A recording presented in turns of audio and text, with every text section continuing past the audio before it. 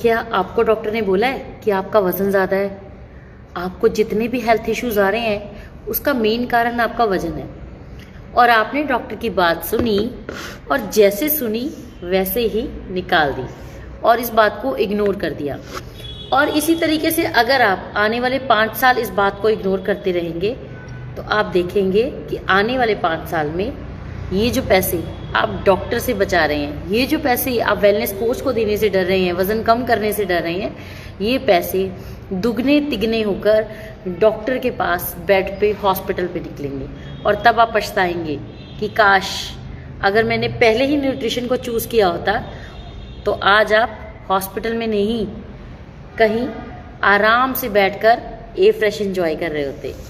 सो अभी भी आपके पास वक्त है, सोचिए और अपनी हेल्थ को प्रेफरेंस दीजिए। सब कुछ चलता रहेगा, अगर आप रहेंगे तभी चीज़ों का मज़ा आएगा। सो चीयर्स। क्या आपको डॉक्टर ने बोला है कि आपका वज़न ज़्यादा है? आपको जितने भी हेल्थ इश्यूज आ रहे हैं उसका मेन कारण आपका वज़न है। और आपने डॉक्टर की बात सुनी और जैसे सुनी वैसे ही निकाल दी और इस बात को इग्नोर कर दिया।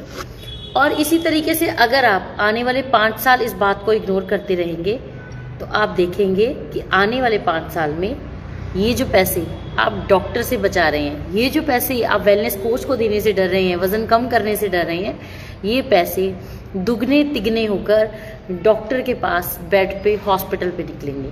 और तब आप पछताएंगे कि काश अगर मैंने पहले ही न्यूट्रिशन को चूज़ किया होता तो आज आप हॉस्पिटल में नहीं कहीं आराम से बैठकर ए फ्रेश एंजॉय कर रहे होते। सो अभी भी आपके पास वक्त है, सोचिए और अपनी हेल्थ को प्रेफरेंस दीजिए। सब कुछ चलता रहेगा, अगर आप रहेंगे तभी चीज़ों का मज़ा आएगा। सो चीयर्स। क्या आपको डॉक्टर ने बोला है कि आपका वज़न ज़्यादा है? आपको जितने भी हेल्थ इश्यूज आ रहे हैं उसका मेन कारण आपका वज़न है। और आपने डॉक्टर की बात सुनी और जैसे सुनी वैसे ही निकाल दी और इस बात को इग्नोर कर दिया।